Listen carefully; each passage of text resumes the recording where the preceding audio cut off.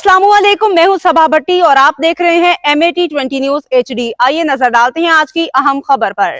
मलकवाल मराकश कश्ती हादसे में समुंदर की बेरहम मौजों की नज़र होने वालों में मलकवाल का दानिश रहमान भी शामिल। इलाका भर में सो का समा। हमारे OSR हेड मोहम्मद खुरम बेग की रिपोर्ट के मुताबिक मलकवाल के इलाका वासोवाल का 18 साल दानिश रहमान गुज़श्ता ईद उल अज़हा के घर से यूरोप जाने के लिए रवाना हुआ। मौत की वादियों में जा सोया।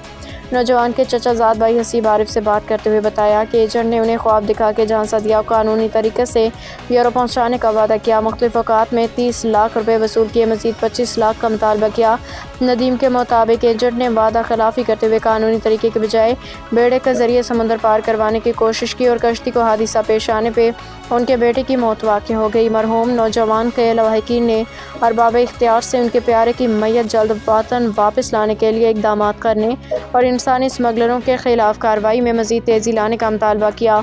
OSR head Mohammad Khurram Baig, city 546 news HD। अस्सलाम वालेकुम। अच्छा भाई जी, साडा दानिश रहमान की डेथ हो गई है। जेंट साडे नाल ज़्यादती कीती है, काफ़ी ज़्यादती कीती साडे नाल।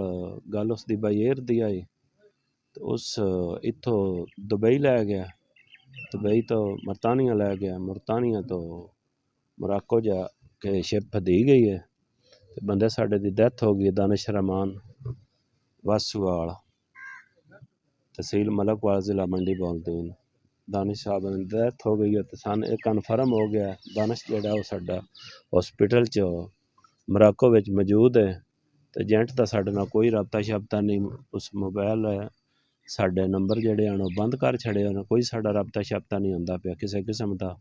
तो जिस वक्त वो मरतानी आन उस वक्त असी उस एजेंट नूं आख्या बस साडा बंदा वापस कर छड़, साडे बंदे पासपोर्ट दे, असां उसदी टिकट गलदे हैं तो साडा बंदा वापस आ जाए उस पास। मैं उसनूं आख्या ब तूं मेहरबानी कर ते साडा बंदा वापस कर, उस वापस को नहीं किया गया।